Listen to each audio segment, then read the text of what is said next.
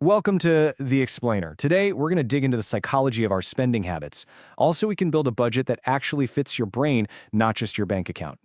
So let's start with a feeling I think pretty much all of us know. You know the one. You get paid, you go about your life, you pay your bills, you buy groceries, maybe grab a coffee here and there, and then, boom, you're looking at your account wondering, wait, where did it all go?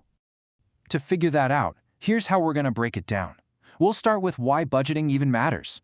Then, we'll map out a simple blueprint. Check out some different methods you can use. And then, this is the fun part, we'll dive into the psychology of spending. Finally, we'll pull it all together so you can build a plan that you can actually stick with. All right, first things first, we have to completely reframe what a budget really is. Seriously, think of it less like a financial cage and way more like a strategic game plan for your money. Yeah, forget this whole idea that budgeting means you can never have fun again. It's just not true.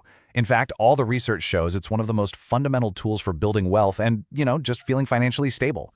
And get this is fascinating. Your financial habits can actually be a more significant factor in your long-term wealth than your actual salary. It just goes to show that how you manage your money is often way more important than how much of it you make.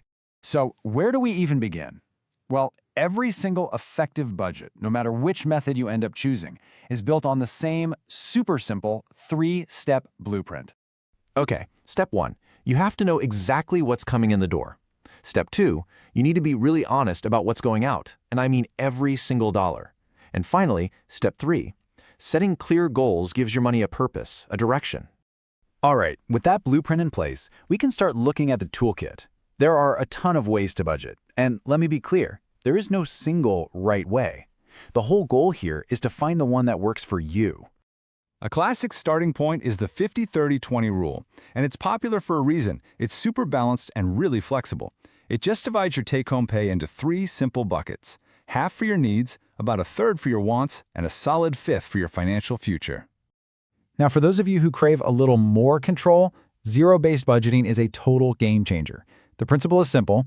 Your income minus all your expenses should equal 0. This forces you to be intentional and give every single dollar a job to do. 2 other really powerful techniques are paying yourself first, which basically flips the script by making saving a priority, not an afterthought. And then there's the super hands-on envelope system, sometimes called cash stuffing, which uses physical limits to help you control your spending. Okay, now what's so cool about this slide is how it connects these methods to different personalities, right? Are you a super detail-oriented person? Zero-based might be perfect for you. More of a visual spender? The envelope system gives you that physical hard stop. It really is all about finding your perfect match. But look, knowing the methods, that's only half the battle. This next part is the real aha moment of this whole explainer, understanding the psychology behind why it's so dang hard to stick to the plan in the first place. So, here's the crucial point. The absolute best technique isn't found in a spreadsheet or some fancy app. It's found by understanding your own mind. Real success comes from acknowledging your own personal habits, your temptations, and your triggers. And this just illustrates our internal struggle perfectly. It's a concept from behavioral economics called present bias, and it explains our brain's natural, wired-in preference for a small, immediate reward, like that daily coffee, over a much, much larger reward that's delayed, like hitting a huge savings goal. This bias is exactly why it's so easy to overspend in the moment, even when we consciously know it's going to hurt our long-term goals. And listen, it's not a moral failing or a lack of willpower. It is a deeply ingrained, predictable feature of human psychology. So, the big question is, how do we use this knowledge to our advantage? Let's talk about how to build a budget that actually works with our brains instead of against them. Okay, and here's where things get really counterintuitive. Research suggests that for people who already struggle with self-control, making an overly strict budget can actually make things worse, because when life inevitably throws you a curveball, a rigid plan just shatters. So the answer isn't to double down and be even more restrictive. It's to build a plan that can bend without breaking. Resilience, not rigidity, that is the key. And this is what that actually looks like in practice. It means things like setting flexible spending limits, building in a buffer for those inevitable surprises, and even combining methods, like automating your savings with pay yourself first while giving yourself a ton of flexibility on your day-to-day spending.